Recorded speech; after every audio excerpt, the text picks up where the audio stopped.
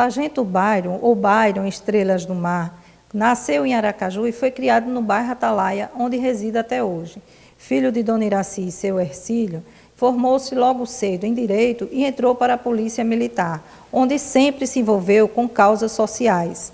Hoje, o ID Aracaju conversa com o Sargento Byron para saber um pouco mais da sua história, da sua trajetória. Seja bem-vindo, Sargento, ao ID Aracaju. Obrigado, Xanda. Obrigado a todos que nos assistem ao ID Aracaju.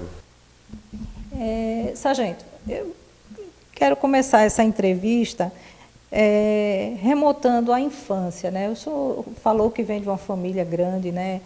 Entre filhos adotivos, filhos naturais, 14 filhos e todos na convivência. Como foi essa infância aqui pelas ruas do bairro Atalaia? Foi bem legal, né? Na minha época de infância aqui com os meus irmãos, uma família grande, como você bem disse. Somos 14, minha mãe e meu pai, né? Eu tenho muitos irmãos afetivos, né? Não consanguíneos. Mas foi bem legal a infância na nossa época aqui, jogávamos bola, pegávamos onda, né? Que é acho que a atividade que a gente mais fez por morar perto da praia. Essa infância foi bem vivida aqui, bem aproveitada. Da época em que o calçadão terminava ali no posto do Corpo de Bombeiros. Isso, tinha em frente ao antigo tropeiro, né? Tinha um posto de observação do bombeiro, né? E a gente descia ali, pegávamos aquelas boias de caminhão para ficar na beira da praia boiando enquanto a gente brincava. Era bem legal essa época. E como era a convivência dentro de casa, com tanta gente? Isso, então. Minha mãe e meu pai são pessoas que são bastante solidárias, assim. Muitos dos meus irmãos adotivos são da mesma família. Tinha uma situação de que alguém estava sem condições de criar os seus filhos. É aquela adoção brasileira, muitos dos meus irmãos foram feitos dessa maneira, né? Foram concebidos dessa maneira. Algumas famílias onde a gente nasceu, onde a gente cresceu, tinham poucas condições financeiras e, lógico, minha mãe e meu pai, muito sensíveis à situação, foram acolhendo meus irmãos um a um. E hoje a gente tem uma família muito grande em virtude disso. E a gente se honra, é muito honrado com relação a isso. Em relação ao estudo, por onde Byron passou na infância, na adolescência? Byron, enquanto criança, estudou em frente, na época que chamava Colégio Tialine, hoje chama Colégio Brasil, né? Acho que foi a nossa primeira escola. De lá nós fomos para o Colégio Arquidiocesano, passando boa parte do nosso ensino fundamental. Estudamos também no Colégio Santos Dumont, na Atalaia, acho que a 7ª série foi lá. Depois nós voltamos para o Colégio Ateneu, né, uma escola de referência, onde os meus pais estudaram também. De lá do Ateneu nós fomos para a Escola Técnica, fazer o curso de Eletrônica. E da Escola Técnica nós fomos para a Universidade Federal. Por que a escolha do curso de Direito? Então, a gente cresceu na comunidade Atalaia, uma comunidade pesqueira, de nativos, né, e a gente via os nossos amigos, a nossa comunidade, muito mitigados seus direitos, né? Demorou muito até para a nossa rua receber pavimentação, né? A gente via muitas pessoas desempregadas. De alguma maneira a gente queria tentar contribuir para diminuir as desigualdades, né? Se colocar à disposição dos pais dos nossos amigos, na parte jurídica, né? Ver se de alguma maneira a gente podia melhorar a aquisição ou a garantia desses direitos para a nossa população vizinha, né? Nossos amigos. De alguma maneira a gente queria contribuir nesse sentido. E entrar na Polícia Militar, o que o motivou? Tem alguma referência na família já de pessoas que eram da polícia? Sim, sim. Nós temos vários primos que são da Polícia Militar e da Polícia Civil. Eu tenho um primo policial civil, Álvaro Bento. Tenho um primo policial militar também, sargento, né, Ayrton. Tenho um primo major da polícia em Pernambuco, Hans Williams. Então, assim, a gente tem algumas referências com relação à atuação enquanto policial e aquela referência de valores que a gente encontra nas instituições militares, né? Disciplina, honra. Então, a gente teve esses espelhos para que a gente pudesse se engajar nesse movimento de ser polícia. E como foi a atuação na PM? O senhor entrou ainda novo, né? Como foi essa atuação na PM? Por que se envolver com projetos sociais? Então, eu entrei na polícia no ano de 1998, tinha completado 20 anos, né? Eu entrei no dia 20 de julho de 98 e sempre trabalhei na rua, né? E os primeiros anos de trabalho na polícia foram na comunidade onde eu cresci, né? A gente via muitos dos nossos amigos, né, sendo cooptados pela violência, pelo tráfico de drogas, e a gente tentava ver o que poderia fazer para poder retirá-los desse movimento do tráfico de drogas, de alguma maneira tentar ser uma referência para esses meus amigos de infância ou para os filhos deles, porque a gente teve a mesma origem humilde, mas a gente conseguiu, através de muito esforço, estudar e nos tornar um funcionário público, alguém com um papel relevante, que eu acredito que tenha um policial militar na comunidade. Então, a partir daí, a gente foi vendo algumas ações que a polícia desenvolvia, a exemplo do programa PROERD, né, que é o programa de erradicação a drogas e violência nas escolas, onde nós fizemos um curso, fomos atuantes. E no ano de 2010, nós tínhamos a ideia de fazer um projeto para abarcar os filhos dos nossos amigos da comunidade que tinham gosto pelo surf, né, especificamente a modalidade bodyboarding, que é o que a gente faz. Eu sei, esse é o projeto Estrela do Mar. A gente vai reservar só para mais um pouquinho a gente destrinchar mais sobre isso. O senhor disse que atuou muito na rua, né? Sim, toda a minha carreira nos meus quase 23 anos foi na rua. Não dava medo de, sei lá, ir uma confusão, um bandido, tiro? Como é que o policial processava isso? A gente entende que tem situações que são intrínsecas da profissão, né? O risco de morte, né? O risco de morte é intrínseco da profissão policial militar. O policial militar, o policial em si, ele está ali para restringir direitos, né? Para poder salvaguardar bens das pessoas. Então é uma atuação que nem todo mundo está disposto a abdicar da sua segurança em prol da segurança de outra pessoa. Porque o policial militar é um ser que sai de sua casa para defender as pessoas que ele não conhece, não tem vínculo afetivo, sanguíneo, nenhum. Então, assim, é um sentimento que só quem é policial militar sabe. Entendeu? A gente tem medo sim, mas a gente trabalha com medo para que o medo não seja maior do que a vontade de fazer o bem à população. Sargento Bairo, conte para a gente aqui, né, e para quem nos acompanha na TV Câmara, nesses mais de 20 anos de trajetória da polícia, nunca pensou em deixar as ruas e ir para uma área administrativa? Então, é um momento que eu acredito que todo policial passa em algum momento se questionar o reconhecimento da população de acordo com o seu trabalho. Mas a gente entende que o estar nas ruas não é para todo policial, não é para toda pessoa.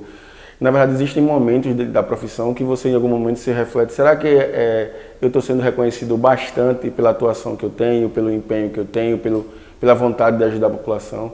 Mas isso é logo mudado a chave quando você vê alguém reconhecendo realmente o papel, o valor que tem o policial. Quando você salva uma vida, que não é só combater o crime, o policial também salva vidas na rua, deixa de acontecer alguma situação em virtude de uma abordagem policial, alguém deixou de ser roubado ou morto porque você fez o seu papel preventivo e recolheu uma arma, retirou uma arma da rua.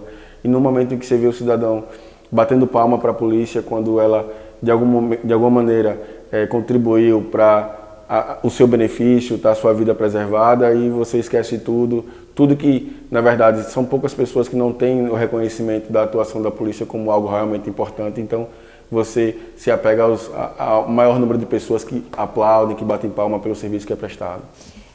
A gente aqui também traz alguns reconhecimentos, não só de Sargento Bairo falando de Sargento Bairo, né?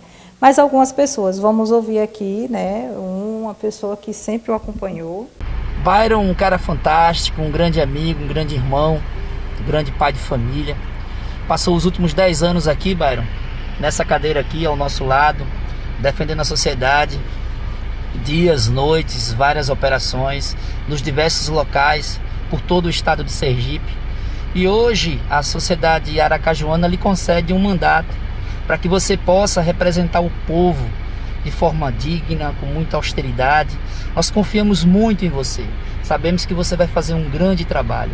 O seu caráter, a sua índole nos diz que você vai fazer um grande trabalho. A sociedade de Aracaju ganha muito com a sua presença na Câmara. Que Deus te abençoe e te ilumine. Saiba que você pode contar com a Polícia Militar sempre. Você é um membro da Polícia Militar. Que Deus te abençoe. Sargento Byron, meu amigo, meu respeito. Byron, um beijão. Tamo junto, irmão. Deus te abençoe. Valeu. Vocês traz pra gente lembranças da nossa vida na rua de polícia, né? Esse depoimento aí é de um cara que... O Major Jorge Cirilo. Nos últimos meus 10 anos de polícia, eu convivi com ele nas ruas. Onde ninguém queria estar, a gente estava. Nos lugares mais perigosos da capital, de Aracaju, do estado, a gente estava.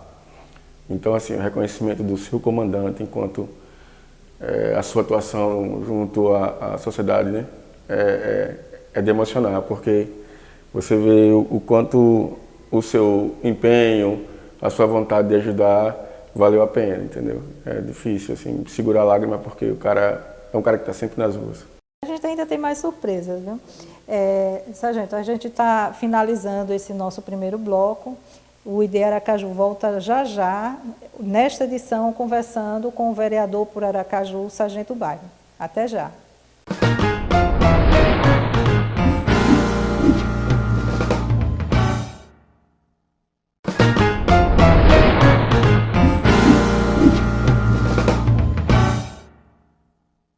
O ID Aracaju está de volta, hoje conversando com o Sargento Byron. Sargento Byron, a gente gostaria de começar esse bloco sobre um fato que assim marcou muito a vida do senhor, né? Que foi um divisor, né?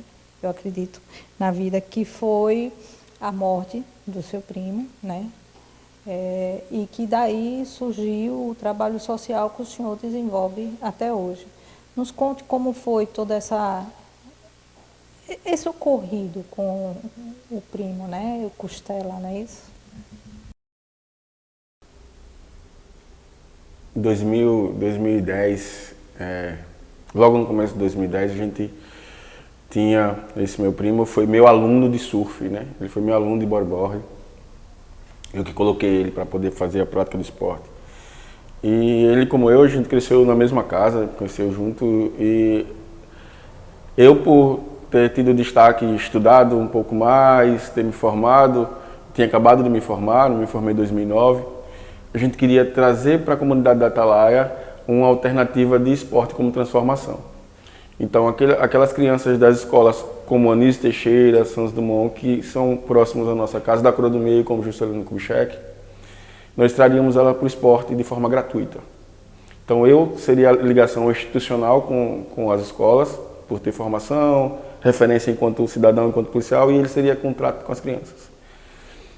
No mês de março de 2010, a 3 ruas aqui atrás, onde a gente está, o meu primo viu um jovem, à época, sendo assaltado. Ele estava fazendo um poço artesiano com o pai, que era assim que ele trabalhava, e foi tentar intervir nesse assalto para evitar que esse jovem fosse assaltado.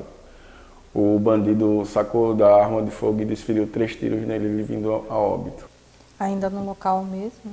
Ele foi para o hospital. Por ser negro, foi confundido com um bandido, fortíssimo está dizendo isso, mas ele não foi visto como alguém que estava tentando ajudar, como um herói, foi visto como um meliante. Faltou sangue para ele, o sangue dele era raríssimo ou negativo, e veio a falecer no dia 18 de março de 2010. E como a superação dessa dor veio com a implementação de fato e de direito do projeto Estrelas do Mar. Justamente. Como foi esse início dessa... Xanda, nós pensávamos em estar com aqueles adolescentes que ninguém queria estar. Inicialmente, aquelas pessoas que tivessem, aqueles guris que tivessem com baixo rendimento escolar, mau comportamento. Meu primo foi morto por defender uma pessoa que estava com R$6 na mão e um celular. E a gente sabe que essa pessoa que foi roubar esse celular não era para uso, era para trocar por drogas. Então, assim, o foco principal da prevenção que nós teríamos naquele momento, a gente não deu continuidade exatamente naquele momento. Eu pensei que poderia estar lembrando o gesto do meu primo, que é defender alguém que não é seu amigo, não é seu parente nem nada, todas as vezes onde eu chegasse. Então nós pensamos em fazer o projeto que nós tínhamos idealizado, não com o mesmo grupo. Pensamos em fazer o projeto com pessoas que tivessem deficiência. Então, inicialmente, o projeto Estrelas do Mar foi dado pontapé com pessoas em situação de vulnerabilidade social, pessoas além de pessoas carentes, de instituições que tratavam de pessoas com deficiência.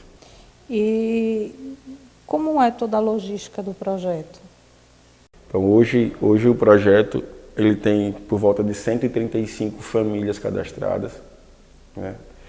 Onde mais de 100 famílias são de pessoas com deficiência. Inicialmente pensamos em pessoas com deficiência intelectual e motora. Começou muito com quem tinha Síndrome de Down e autismo, né? É o comprometimento do cognitivo, um pouco de dificuldade de compreender a situação. Já que era algo empírico, né? A minha formação em Direito, a minha irmã, Camila, ela tinha formação na área de Pedagogia com especialização em Inclusão. Então a gente foi somando e foi apresentar à PAI de Aracaju essa iniciativa. E de lá para cá a gente veio absorvendo demandas de pessoas com vários tipos de deficiência. Autismo, paralisia cerebral, Down, pessoas com múltiplas deficiências, algumas congênitas, que são de nascimento, outras adquiridas através de uma bala, né, de um tiro, ou de um acidente, um traumatismo crânioencefálico, entendeu? Então, pode ser de nascença ou então adquirida ao longo do tempo. O senhor falou da sua irmã, ela faz também esse trabalho junto com o senhor lá no projeto? Isso, ela nos ajuda na coordenação pedagógica, no planejamento das aulas, né? Porque, na verdade, o projeto ele tem 2 focos. O primeiro foco a gente foi só verificando ao longo do tempo, que era o desenvolvimento das pessoas com deficiência, através dessa prática feita de forma integrada. Porque o projeto ele não é só para pessoa com deficiência. Ele trabalha também com pessoas que não têm deficiência. Justamente a inclusão está nesse momento, onde pessoas que não têm deficiência vão estar fazendo a mesma atividade com alguém que tem alguma limitação, seja ela motora, cognitiva ou múltipla. E acaba incluindo também essa pessoa, tanto no sentido de ajudar um outro, né, como ver que ela tem um valor, né, já que ela também está ali se dispondo a ajudar a uma pessoa próxima. O massa de gente colocar essa situação é o seguinte: quando a gente pensa em inclusão, aí a gente pensa em colocar pessoas com deficiência no meio de pessoas que não têm deficiência. Nós fizemos o contrário. Colocamos pessoas que não têm deficiência no meio das pessoas com deficiência. A rotina de PM é puxada. Quando o senhor começou o projeto, ainda estava na PM, não é isso? E como foi que conseguiu conciliar trabalho, atenção da família, o projeto? Sempre teve apoio? Eu sempre tive um apoio que foi fundamental, que foi da minha família e da minha esposa, né? Dos meus filhos que participam do projeto ativamente, eles fazem parte das aulas, participam das atividades, mesmo não sendo pessoas com deficiência, né? A minha esposa me ajuda na coordenação, ela tem o trato com as famílias da pessoa com deficiência. Eu penso mais na parte prática, que é desenvolvimento das aulas, da execução. Já a minha esposa é o acolhimento com as famílias, né? Então o trato com as mães, que muitas das vezes são pessoas que vivem sozinhas, né? Os maridos deixaram após descobrir que tem um filho com deficiência. Então esse trato mais humanizado é feito pela minha esposa. E sem ela eu acho que a gente não conseguiria chegar até onde a gente está hoje com a credibilidade do trabalho que é realizado. O senhor falou que tem cerca de 135 famílias cadastradas, atendidas. O que é que elas têm do projeto? Né? São aulas? Com quanta constância tem? Então, o projeto acontece semanalmente, né? Desculpe. Ele acontece semanalmente e as atividades são feitas de maneira organizada para desenvolver os aspectos motores e cognitivos, que é o que a pessoa com deficiência em algum momento tem comprometido. Então, profissionais de educação física, fisioterapia, né, é um trabalho multidisciplinar junto com as universidades para desenvolver esses potenciais que a pessoa com deficiência tem comprometido. Hoje o projeto tem capacidade de agregar mais alunos? Então, como é uma dinâmica que acontece aos sábados e às vezes é o momento em que a mãe trabalha, a mãe da pessoa com deficiência, a gente alterna números, né, quantitativo. Mas nesses 10 anos a gente nunca negou atendimento a ninguém. E agora Então, com a assim, pandemia tem que alternar mesmo, porque não pode aglomerar, né? Isso. As atividades estão suspensas de forma presencial, mas estão acontecendo de forma remota. Junto às universidades, a gente tem gravado as aulas e encaminhado para as famílias, né, através das redes sociais, e elas dão um retorno para a gente, gravando os filhos, executando o que foi proposto pelos profissionais. Como eu disse, a gente aqui traz alguns depoimentos também, né? A gente vai ouvir agora de uma mãe e de um aluno do projeto, né, sobre todo esse trabalho que é desenvolvido. Falar de Byron é o mesmo que falar do projeto Estrela do Mar. Ambos caminham juntos. Então, em 2013, quando meu filho, Felipe, com síndrome de Down, iniciou as atividades, eu tive a oportunidade de vivenciar a luta de Byron para conseguir atingir o objetivo do projeto, que é trabalhar com pessoas com deficiência, né, através da prática do bodyboard. Então, Byron foi realmente a luta e através de convênios, através de contatos, né, ele conseguiu desenvolver o projeto de uma maneira muito especial.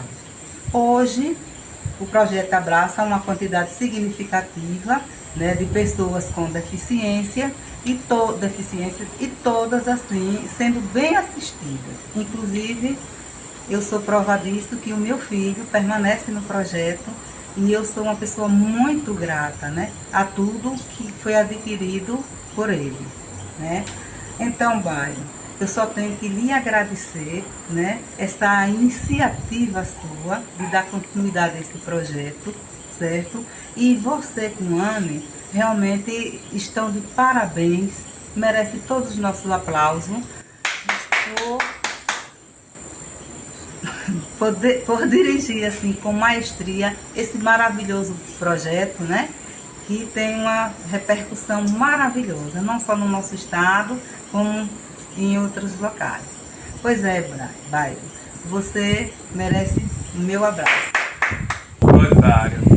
Eu tenho 7 anos desse projeto Estrela do Mar, né? É minha vida, meu brother Byron. Eu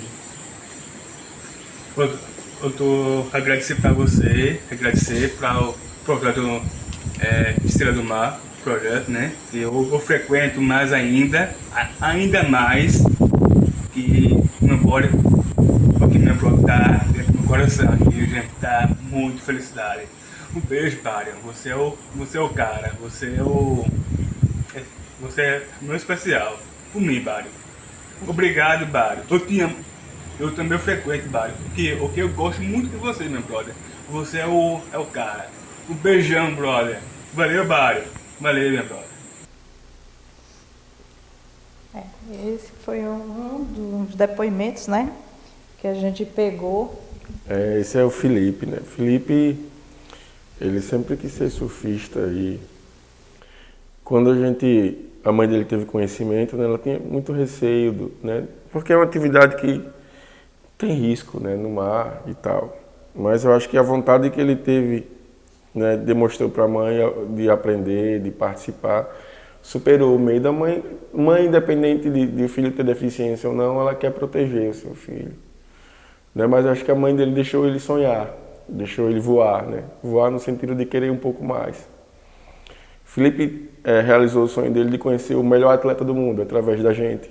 Né? A gente levou o Felipe para conhecer um brasileiro que mora no Havaí, que é 6 vezes campeão do mundo. Então, todo mundo merece ter seus sonhos realizados, né? E acho que ela se realiza vendo o sonho de Felipe ser materializado.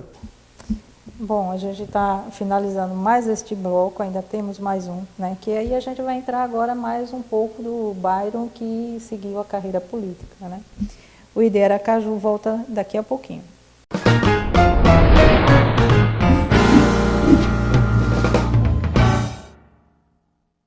O ID Aracaju está de volta, hoje conversando com o Sargento Byron, ele contando um pouco da história dele com o projeto Estrelas do Mar. Sargento Byron, policial há muito tempo, casado também com uma policial militar, né, que é Anne, capitã Anne, e tem 2 filhos, que é Luna e Byron Emanuel. O senhor já explicou que eles se envolvem, né, e que a sua esposa faz o acolhimento, mas seus filhos também estão lá presentes?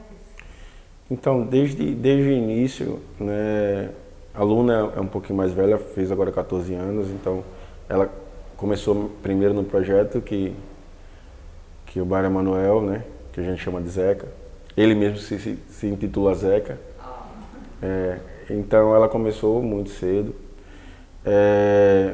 No começo a gente tinha era bem doloroso para a gente fazer o projeto, mas tinha que fazer, porque boa parte do projeto acontecia com os pais dela, né, da minha filha, dando atenção aos filhos de outras pessoas. O sábado, exclusivamente, era dos filhos de outras pessoas. Então, no começo, Luna sentiu um pouquinho, a gente foi conversando com ela, porque quando ela queria pegar onda, geralmente eu estava pegando onda com alguém que tinha um comprometimento muito grande, né? Então, no momento que ela queria, eu não podia estar com ela, a gente sentia muito, mas sabia que aquilo era muito necessário. Ela tinha o pai dela todos os dias da semana, somente no sábado. E aquelas pessoas não tinham o pai delas próximo e tinham a mim todos os sábados. Então eu conversava com ela. Aos poucos ela foi entendendo, mas para mim era muito doloroso ter que entrar no mar e na maioria das vezes não poder entrar com ela. Mas foi bem legal. Aos poucos ela foi vendo o quanto esse exercício de solidariedade, de dividir, de compartilhar, mesmo a pessoa que você mais gosta, que é o seu pai e a sua mãe, era importante para as outras pessoas também. E o Zeca? Então, o Zeca, ele já pegou uma fase melhor no projeto, onde nós tínhamos mais voluntários. Então, daria para alternar em alguns momentos, eu surfar com ele e surfar com outras pessoas do lado do projeto que têm um comprometimento maior. Pela habilidade que eu tenho e o trato. Imagina uma pessoa com paralisia cerebral, com um comprometimento motor muito grande, né? Bem prejudicado. Então a gente tinha que ter uma habilidade maior para poder pegar a onda, que é o ápice do projeto. O projeto não é só o surf, ele tem outras atividades que antecedem o surf, mas o ápice do prazer, o ápice da alegria, da felicidade. Eles querem ir para a água, eles querem ir subir pra na água. prancha e surfar. Isso, exatamente. E aí alguns deles precisam por exemplo, de 3 voluntários para poder fazer essa prática. Então, assim, sempre precisa de voluntários, eu deixo já aqui o recado. Quem quiser ser voluntário na iniciativa aqui, dá muito, muito prazer. Tanto para quem doa seu tempo, quanto para quem recebe. Foram 22 anos de PM, cerca de 10 de projeto social. Byron resolveu se candidatar, né, a uma vaga na Câmara, hoje é vereador. O que Byron espera enquanto vereador? A gente entende que é um colegiado, são 24 vereadores, mas a gente entende que há possibilidade de a gente sensibilizar os colegas vereadores à pauta principal que nos projetou enquanto cidadão aracajuano, que é a defesa dos direitos da pessoa com deficiência, acessibilidade.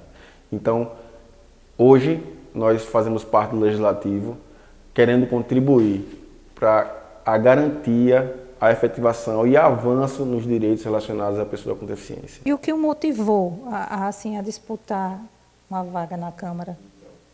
Mesmo tendo avançado muito na legislação voltada à pessoa com deficiência, à garantia de direitos, a gente entende que ainda falta muito. Falta muito da sociedade, falta muito do legislador, falta muito do executivo.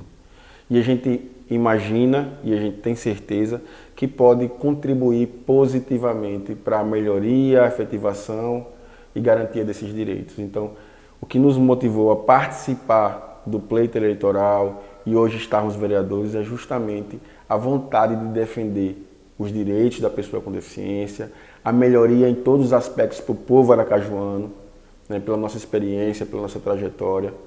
A gente entende que a gente pode ser realmente essa ferramenta de contribuição, de mudança e transformação que a sociedade aracajuana pede. Lógico, isso junto com as outras 24 cabeças, outras 23 cabeças que compõem a Câmara de Aracaju. E nesse primeiro momento, o senhor acha que na primeira avaliação já conseguiu avançar alguma coisa no que o senhor esperava? Então, a legislatura começou agora.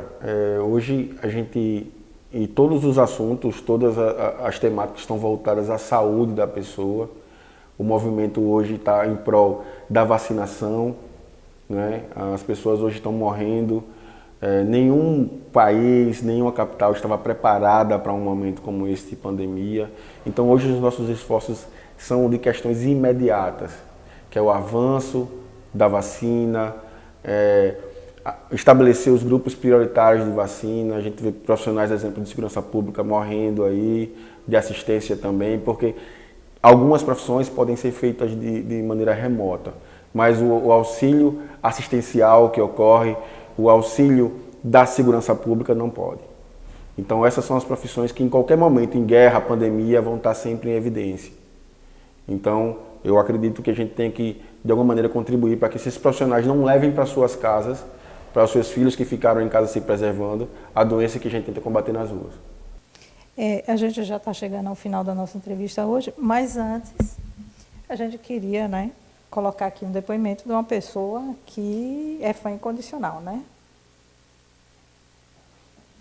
Eu venho falar hoje aqui de um grande filho que é o Bairro Vigílio, que ele me inspira também muito com relação ao trabalho dele, o projeto dele que ele hoje tem, que graças ao bom Deus, o povo entendeu que ele deveria continuar com esse projeto.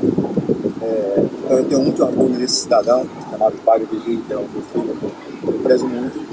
Ele é muito importante para a nossa família. Ele tem dons que realmente ensina a gente. Eu continuo aprendendo com ele, mesmo ele não tendo um pai, mas eu aprendo com ele pelo lado que ele tem humano com relação às pessoas. Eu quero que ele continue e Deus o abençoe. Pai, te amo.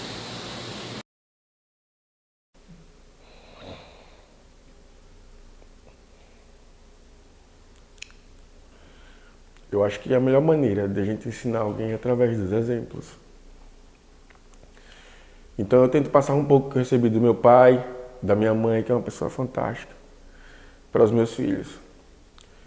E eu tenho passado o que eu recebi. Então o reflexo do cidadão que eu sou hoje é do que meus pais me passaram. E eu quero passar só, se eu passar um terço do que eu recebi dos meus pais, eu vou estar muito feliz.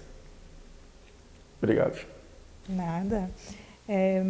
Mais alguma coisa que queira colocar antes da gente encerrar? Eu só quero agradecer a oportunidade que o povo de Aracaju nos deu, né, de poder representar não só, e eu não falo só a causa da pessoa com deficiência, mas todo o povo aracajuano que anseia mudança, anseia transformação, anseia melhoria. E o nosso mandato é participativo. Você que tem alguma sugestão, através das redes sociais, nos procure alguma demanda, que a gente está aí para servir o povo de Aracaju.